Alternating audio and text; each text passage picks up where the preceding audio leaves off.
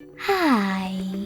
In front of me is Google Pixel Fold, and today I would like to show you how you can remove a password saved in Google Passwords Autofill.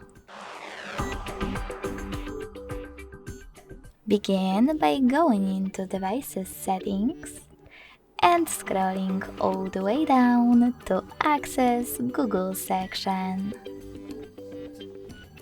Then click on Autofill, Autofill with Google,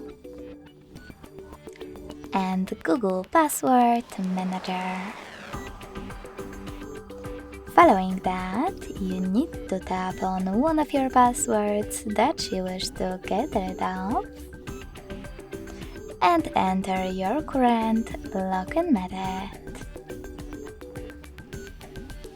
Now hit the delete button and confirm your choice in the pop-up. So when I do that, as you can see, my password was successfully deleted from Google Password Manager.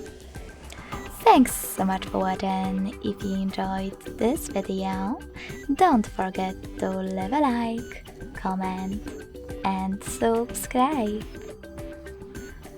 Bye!